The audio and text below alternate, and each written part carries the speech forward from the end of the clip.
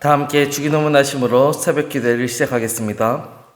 하늘에 계신 우리 아버지여, 이름이 거룩히 여김을 받으시오며 나라가 임하시오며 뜻이 하늘에서 이루어진 것 같이 땅에서도 이루어지이다. 오늘 우리에게 일용할 양식을 주시옵고 우리가 우리에게 죄 지은 자를 사하여 준 것 같이 우리 죄를 사하여 주시옵고 우리를 시험에 들게 하지 마시옵고 다만 악에서 구하시옵소서.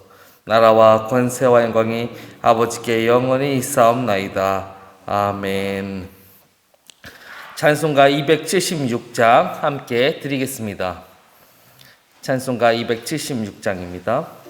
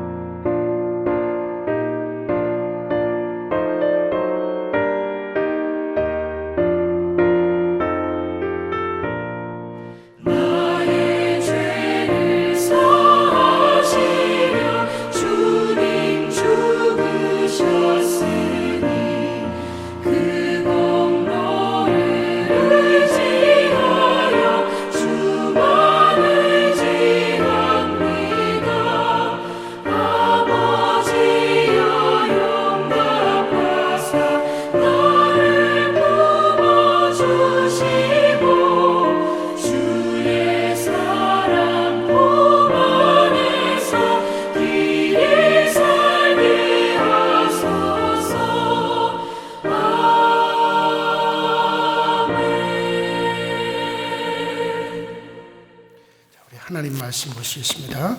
하나님 말씀은 사사기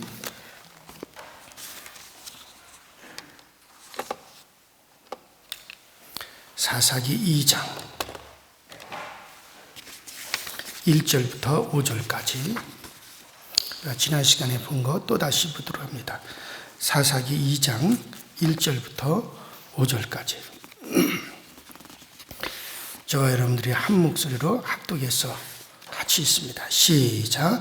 여호와의 사자가 길갈에서부터 보기모로 올라와 말하되 내가 너희를 애굽에서 올라오게 하여 내가 너희의 조상들에게 맹세한 땅으로 들어가게 하였으며 또 내가 이르기를 내가 너희와 함께한 언약을 영원히 어기지 아니하리니 너희는 이 땅의 주민과 언약을 맺지 말며 그들의 제단을 헐라하였거늘 너희가 내 목소리를 듣지 아니하였으니 어찌하여 그리하였느냐.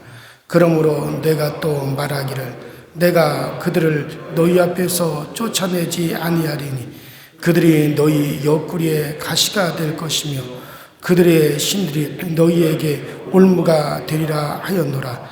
여호와의 사자가 이스라엘 모든 자손에게 이 말씀을 이르매 백성들이 소리 높여 운지라. 그러므로 그것을 이름하여 복임이라 하고 그들이 거기서 여호와께 제사를 드렸더라. 아멘. 자, 우리가 지난 시간에 여호와의 사자가 길갈에서 복임까지 거의 20km 정도 돼요. 길갈에서 복임은 베델을 말하는 거죠. 길갈은 이스라엘이 애굽에서 나와서 가나안 땅으로 들어올 때 요단강을 건너서 처음 발을 디딘 곳. 그러니까 이스라엘 백성들에게는 가나안 땅에 들어오는 바로 입구입니다. 자, 그 길갈에서 복임 베델까지 20km가 넘는 거리를 여호와의 사자가 직접 걸어오면서 시위를 했어요. 시위라고 하니까는 여러분들이 요새 뭐 데모하는 사람들 시위를 생각하는데 그게 아니에요. 여기서 말하는 시위라고 하는 것은 쭉 걸어오면서 자기의 모습을 보이면서 외쳤다는 얘기예요. 뭐를 외쳤는지 그것은 바로 오늘 우리가 읽은 본문 말씀이 바로 그 외침입니다.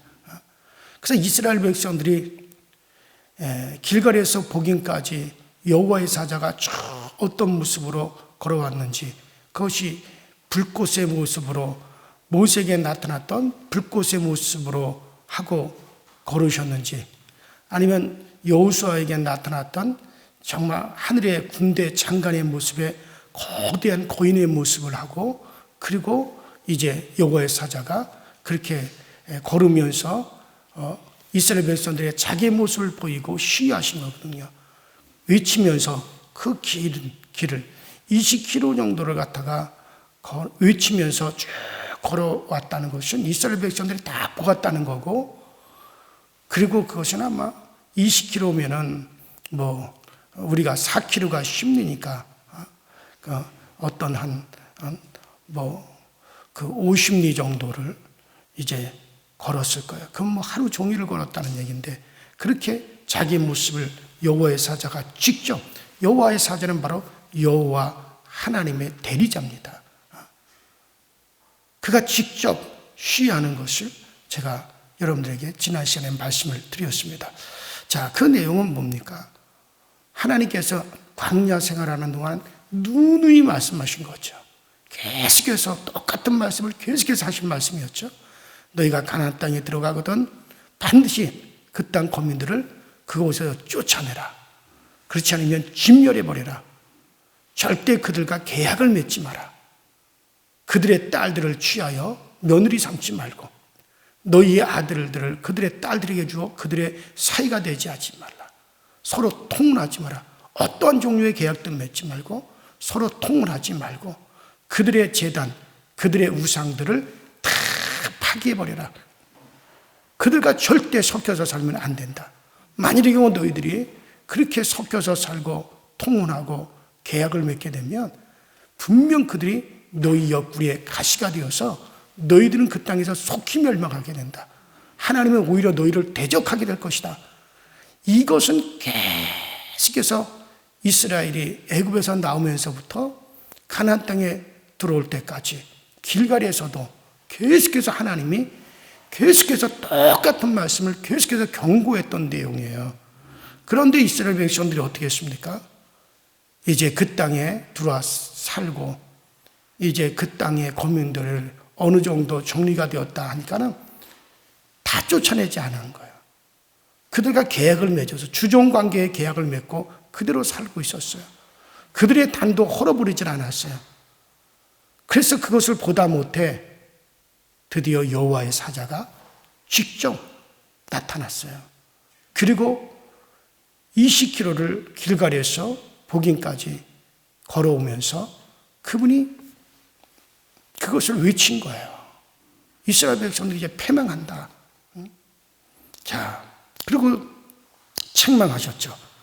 자, 그래서 이러한 여호와의 사자가 자기 시위를 제가 신약과 대조해서 말씀을 드렸습니다. 신약에 와서 예수님께서 육신의 몸으로 나타나셔서 하나님의 육신으로 입고 오셔서 이 땅에서 자기를 보이시면서 외치셨어요. 이것도 일종의 시위하신 거죠. 그분은 시위하셨는데 여호와의 사자처럼 하루 동안 시위하여 외치신 것이 아니라 육신으로 33년을 이 땅에 계시면서 공생에 또 3년 반 동안 그분은 하나님의 능력과 하나님의 권능과 하나님의 큰 역사를 드러내 보이시면서 외치셨어요. 이때는 여호와의 사자가 심판을 선언하는 것으로 외쳤지만 예수님께서는 우리를 정죄 받지 아니한다. 너희들에게는 생명이 있다. 내가 너희와 함께한다. 성령이 너에게 임하신다. 내가 너희를 붙잡아 주리라. 그러면서 쉬하셨어요. 대조적인 거죠. 자, 그 여호와의 사자가 드디어 이스라엘 백성들이 심판을 선언하셨는데 그 심판 선언의 말씀을 좀 오늘 아침에 생각해 보려고 합니다. 자, 여호와는 이스라엘에게 그 땅 거민과 언약을 세우지 말라 그러셨죠. 그 땅 거민과 주인과 종의 계약을 맺거나 또 혼인을 맺어서 절대로 살지 말라고 하셨죠. 혼인도 일종의 계약입니다. 이 혼인 계약은 계약의 성격을 가장 잘 보여주는 것이고, 하나님이 이 혼인 계약은 최초의 계약으로 인류에게 주신 거예요. 그러니까 혼인 계약이라고 하는 건 이거는 상당히 거룩한 거고 구별된 거고, 이건 하나님이 인간에게 주신 최초의 계약과도 같은 거예요. 혼인 서약을 무시하는 건 하나님을 무시하는 거예요. 혼인 서약을 깨버리는 것은 이건 하나님의 의도를 깨버리는 아주 이건 악한 겁니다.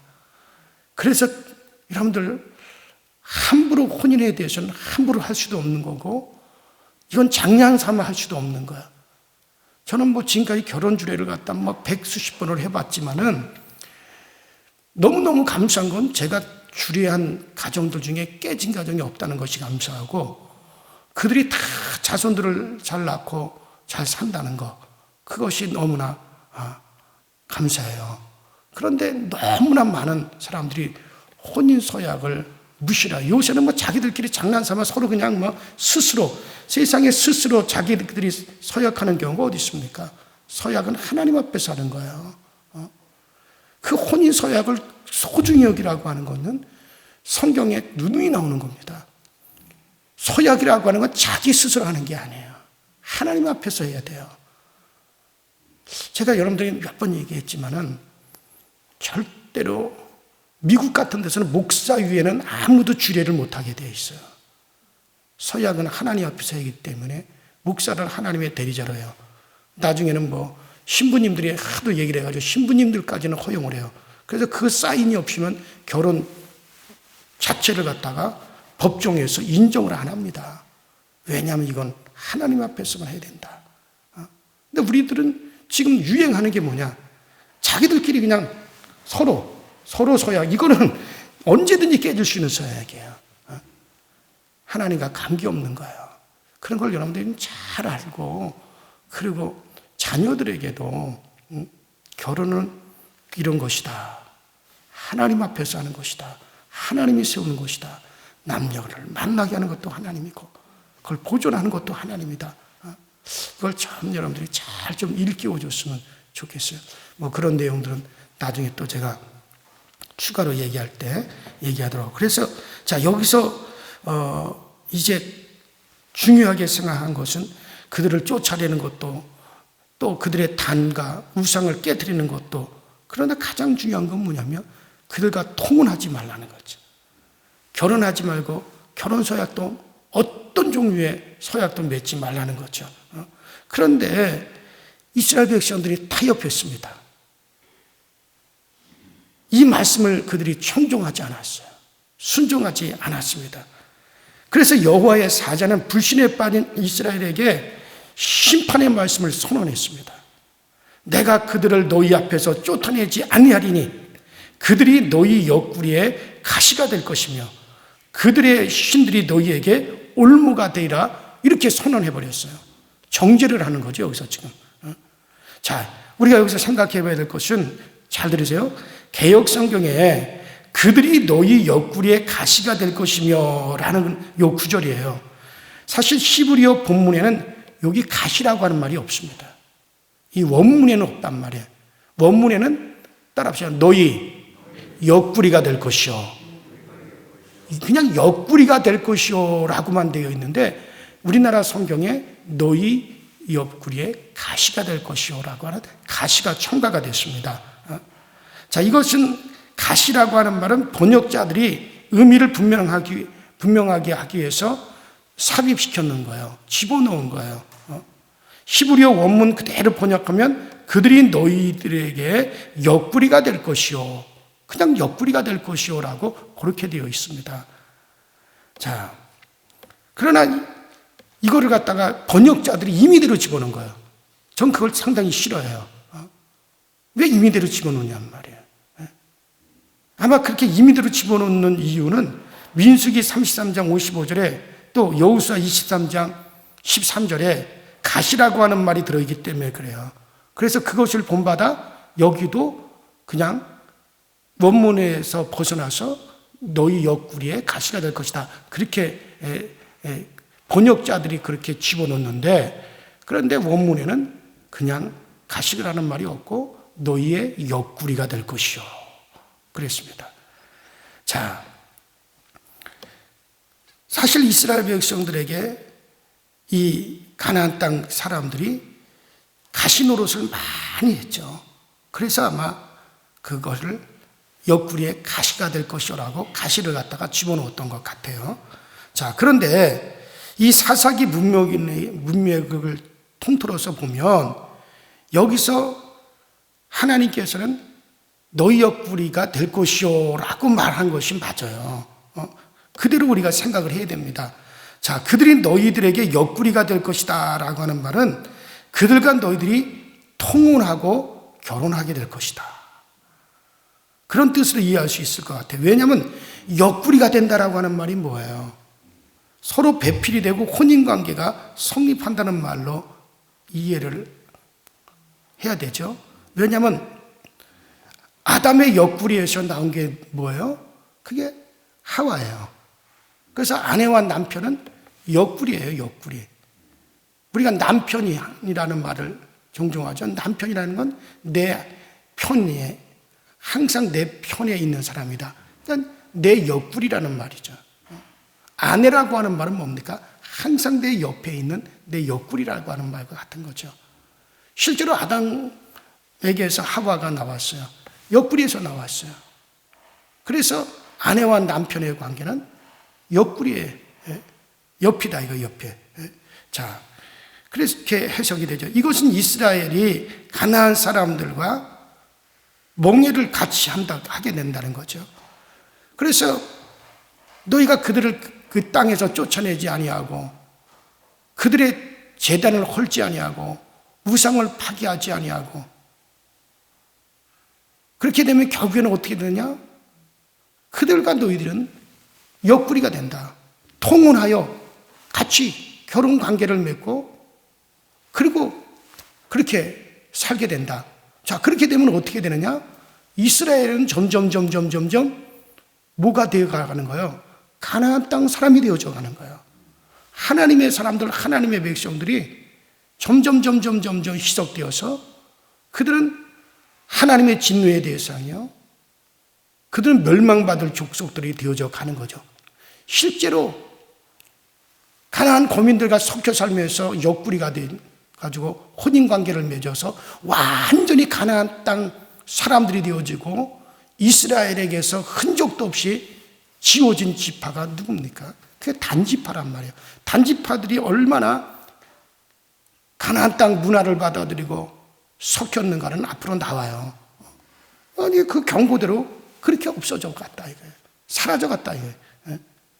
자, 그러니까 너희의 옆구리가 될 것이다. 너희들은 결국 그들과 같은 멍에를 매게 될 것이다.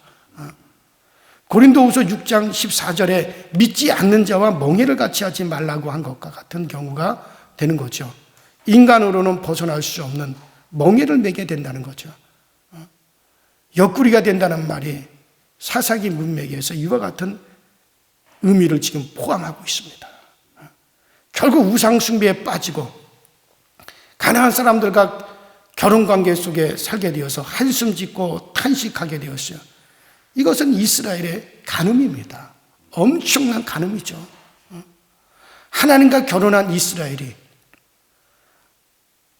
하나님의 신부된 이스라엘이 가나안 종교와 결혼 같은 관계를 맺고 살아가게 된다. 바로 4세기에서 왜 굳이 여기에서 그들이 너희의 옆구리가 될 것이다 그렇게 선언하셨겠어요?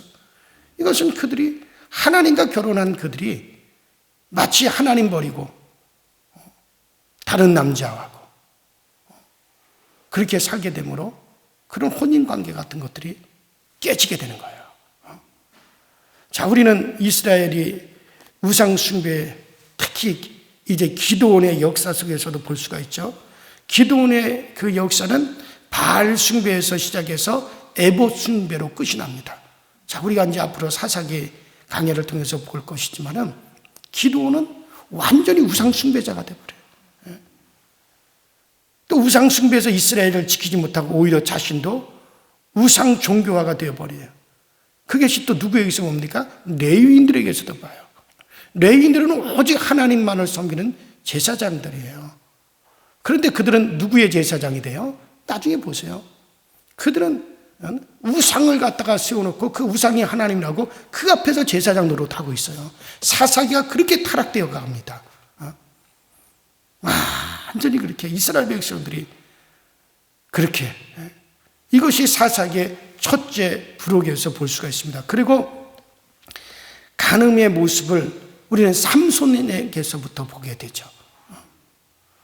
간음에 빠진 이스라엘의 모습을 사사기 19장에 레위인의 첩을 갖다가 윤관하고 그래서 죽게 한 사건에서 볼 수가 있어요.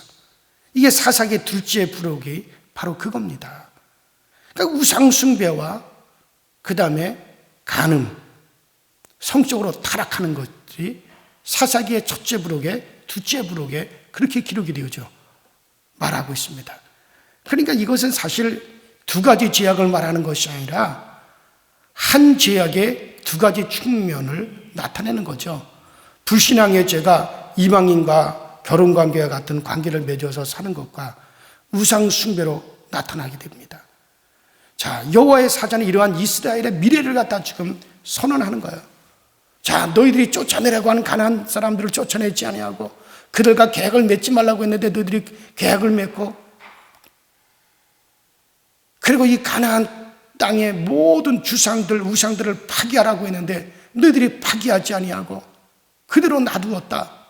너희들이 하나님이 그토록 너희에게 말씀하신 걸 너희들은 청종하지 않고 그 말씀을 버렸다. 그러므로 이제 그들이 너희들에게 옆구리가 될 것이다. 너희들은 결국 이스라엘은 타락하여 그들과 같게 될 것이고 결과적으로 너희들은 이 땅에서 패망하게 된다. 정죄를 갖다가 딱 선언했단 말이에요. 여호와의 사자가 나타나서 바로 이스라엘 백성에 심판한 거죠. 정죄를 선언을 하는 거 있는 거죠. 자, 이 여호와의 사자는 이러한 이스라엘의 미래를 선언했습니다. 이스라엘의 불신앙으로 인한 이렇게 무서운 상태에서 너희들이 살 수밖에 없을 것을 말씀한 거죠. 가나안 사람들이 함께 이제 살아야 할 배우자와 같이 되어버렸어요. 그들의 종교는 이스라엘의 완전히 올무가 되어버렸습니다. 하지만 가나안 사람들은 이스라엘에게 참 아내가 될 수가 없습니다. 약속의 땅은 가나안 사람들이 살 에덴이 아닙니다. 그들은 가나안 땅에서 없어져야 될 사람들이에요. 그런데 여호와의 사자가 이스라엘 백성들이 하나님의 명령을 듣지 않고 가나안 족속과 섞여 살고 그들과 통혼하고 그들의 음란 문화, 우상 문화를 받아들여 결국 그 땅에서 그들은 이제는 가시밭길을 걷게 될 것을 선언하시는 거예요. 정죄를 선언한 거죠. 죄를 정하여 줘버린 거죠. 너희들은 그 길을 걷게 된다. 정죄를 해버린 거죠. 나타나셔서. 자, 여러분들 가나안 땅 여자들이랑 결혼해가지고 사서 자식을 낳으면 어머니가 자식들을 교육을 어떻게 시키겠어요? 가나안 땅 우상을 심어주고 가나안 땅의 문화, 타락한 문화를 심어주고 그들에게 타락한 성적인 것들을 심어주고 결국에는 그 한 세대가 끝나면서부터 완전히 이스라엘은 다른 사람이 되어버려요. 신앙에 대해서 다 끊어져 버려요. 이건 이제 사사기에서 우리가 계속해서 보게 되죠. 그 자손들대로 이어져 가지를 못하더라고요. 그것이 뭡니까?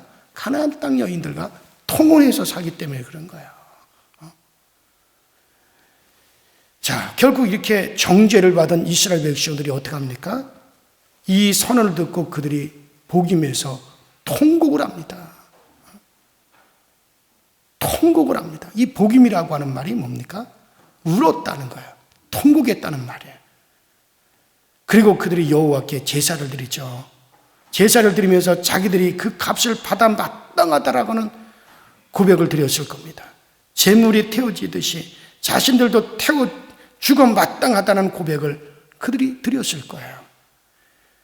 이렇게 그들이 통곡하며 우리들은 죽어 마땅한 존재입니다. 이 재물이 이 제단에서 불살라지듯이 우리가 다 하나님 앞에 그렇게 불살라질 수밖에 없는 그런 존재가 되었습니다 하고 이스라엘 백성들이 정죄의 선언을 듣고 가슴을 치며 그들이 통회했어요.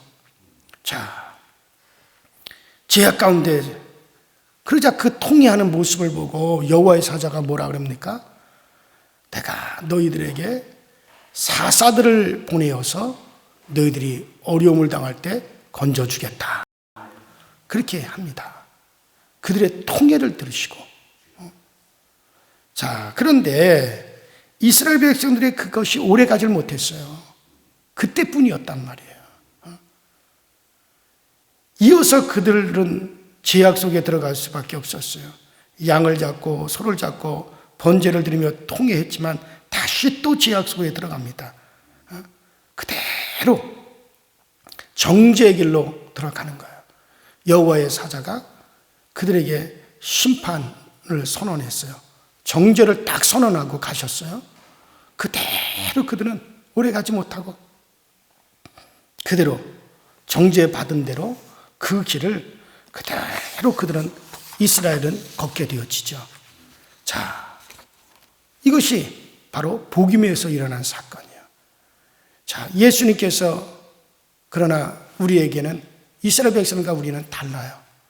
자, 여호와의 사자가 이스라엘 백성들에 나타나 자신의 모습을 보이면서 심판을 선언하고 정죄를 선언했지만 그러나 예수님께서 이 땅에 육신의 모습을 하고 이 땅에 오셔서 그는 자신을 우리에게 보이시면서 대속의 죽음을 주셨고 부활하시고 성령을 우리에게 보내주셔서 우리 안에 거하신 것은 바로 이러한 삶의 양식에서 벗어나라고 이렇게 한 겁니다. 자, 이스라엘 백성들은 심판을 선언했어요. 정죄를 선언했어요. 그들은 심판과 정죄의 선언을 받고 정죄의 길로 그대로 걸어갔어요. 심판의 길로 그대로 걸어 들어갔습니다. 그러나 예수님께서 오신 것은 우리를 정죄하기 위해서 오신 거 아닙니다. 우리를 그 정죄에서 해방받게 하기 위해서 오셨어요. 그래서 우리 주님이 오셔서 우리의 죄값을 대신 지불하기 위해서 십자가에서 몸쓰고 피 흘려 죽으셨어요. 우리의 죄값을 그분이 대신 지불해 주시고 그리고 우리에게 성령을 보내주셨어요. 그리고 성령이 우리 안에 들어오셔서 우리에게 생각나게 하십니다. 뭐를 생각나게 합니까? 하나님을 생각나게 하죠. 예수 그리스도의 말씀을 생각나게 하죠. 우리의 양심으로 끊임없이 우리의 양심으로 하나님을 향하여 찾아가도록 그렇게 우리 가운데 그 성령님이 역사하시죠. 이스라엘 백성들이 비록 복임에서 통회하고 자복하고 하나님께 양 잡고 소 잡아서 번제를 드리고 그랬다 할지라도 그들은 얼마 가지 않아서 다시 정죄기로 들어갔어요. 그러나 오늘날 우리에게는 그렇게 되질 않아요. 왜냐하면 성령을 우리에게 보내주셨어요. 그 성령이 항상 우리를 알고 일깨워 주시고 깨닫게 해주셔서 우리로 하여금 그와 같은 길로 가지 않게 만드신단 말이에요. 나는 여러분들에게 꼭 말씀드리고 싶어요. 성령이 계셔야 됩니다. 정말 성령이 계셔야 돼요. 이건 우리 주님의 당부하신 거예요. 정말 여러분들이 지금 성령의 인도를 받고 살고 있느냐? 여전히 교회 다닌다고 하면서 예수를 10년, 20년, 30년 믿는다고 하면서 그저 교리적으로만 내가 믿는 것이냐? 성령님이 붙잡아 주고 계셔야 됩니다. 성령으로 거듭나셔야 됩니다.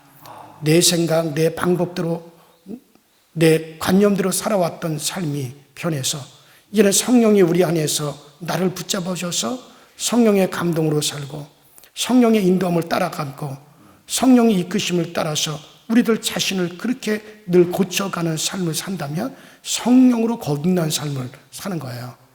우리 주님은 분명히 말씀하셨어요. 물과 성령으로 거듭나지 않으면 결단코, 아주 결단코입니다. 이건 확실하다는 거야. 양보가 없다는 거야. 하나님 나라에 들어가지 못한다 그랬어요. 목사도 마찬가지. 저도 성령님께서 경고하심을 항상 듣습니다. 성령이 또 뉘우치게 하시고 성령이 또 나를 바른 길로 잡으십니다.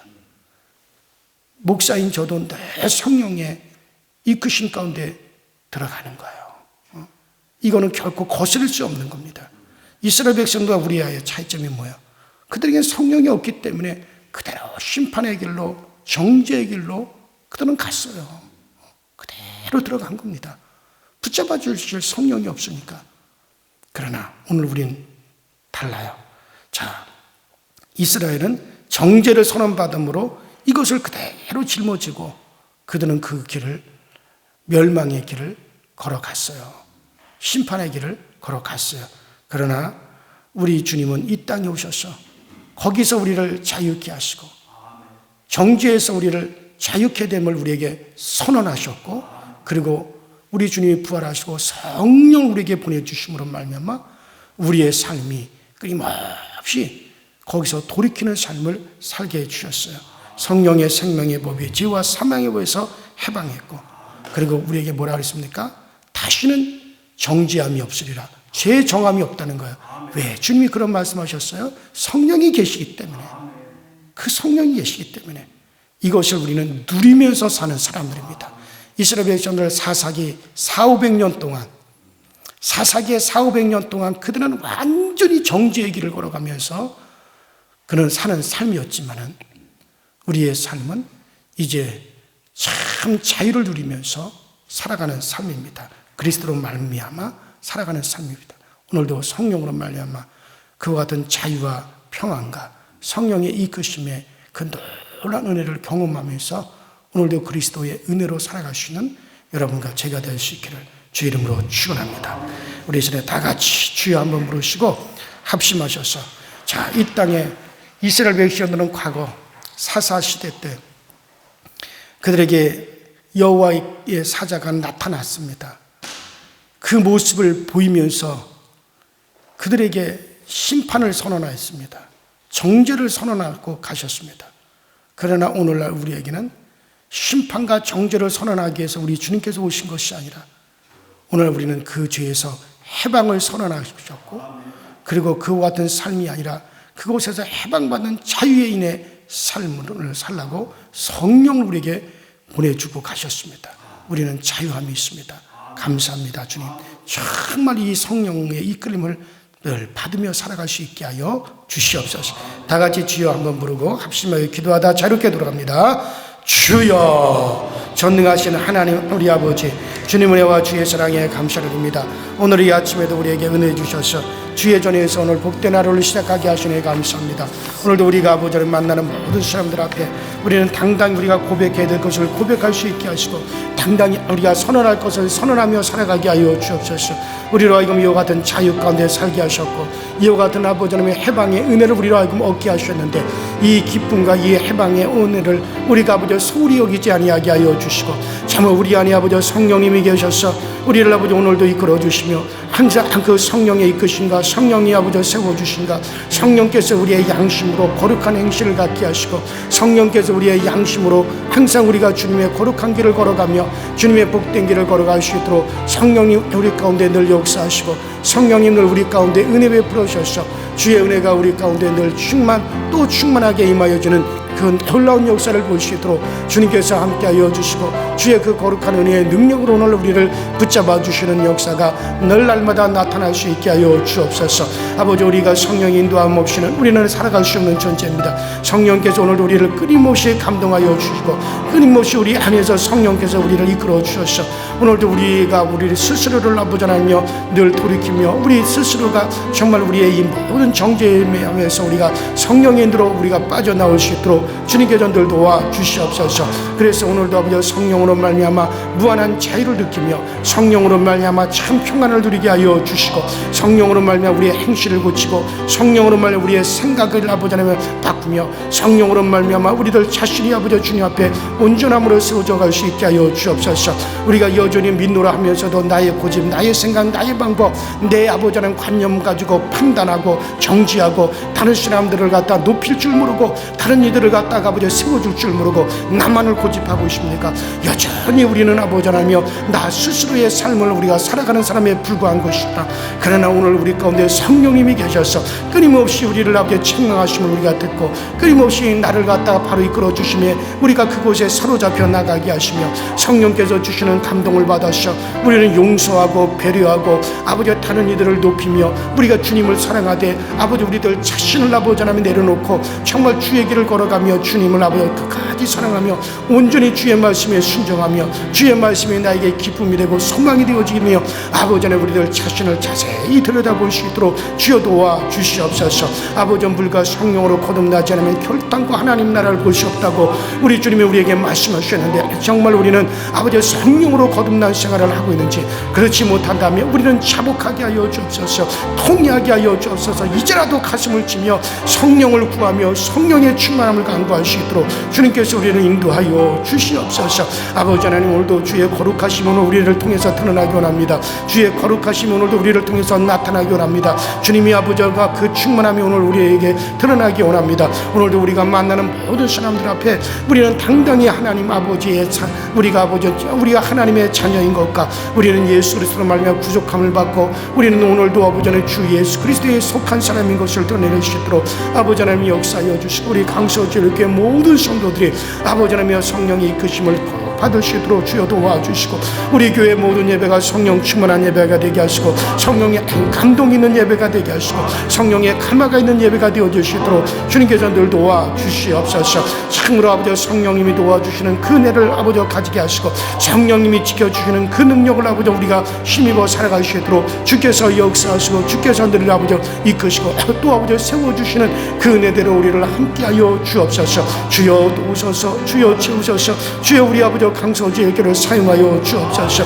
우리 강서지역교가 참으로 아버지 하나님 반석에 세워지기 원합니다. 진리의 터가 되기 원합니다. 진리의 기둥터가 되기 원합니다. 이 교회는 아버지 하나님의 진리의 기둥의 터가 되게 하셔서 이곳에서 증거되어지는 것은 온전한 주의 참된 진리의 말씀이 증거되게 하시고 오직 예수 그리스도의 보혈이 증거되어지며 예수 그리스도의 아버지 은혜가 증거되어지게 하여 주옵소서. 세월이 흐르고 아버지 세상이 변하더라도 이것만큼은 변할 수 없는 것은 오직 주 예수 그리스도의 피를 힘입지 않고서는 아무도 아버지 그 아버지 정지함에서 나올 자가 없다는 것 오늘도 아버지 예수 그리스도의 피의 복음이 증거되어지는 교회 예수 그리스도의 성령께서 아버지 오늘 역사하사 성령의 능력 있는 교회가 되어지게 하여 주시고 이것이 아버지 우리 가운데 표적과 증거와 기사로 드러날 수 있게 하여 주셔서 병든 자가 고침을 받고 귀신이 떠나가며 예수 이름의 능력이 드러날 수 있는 그 같은 우리 아버지 강서지역교가 되어질 수 있도록 주여 도우소서. 주여 세워 주옵소서. 아버지 하나님 우리 모든 성도들이 진리를 더욱더 사모하게 하여 주옵소서.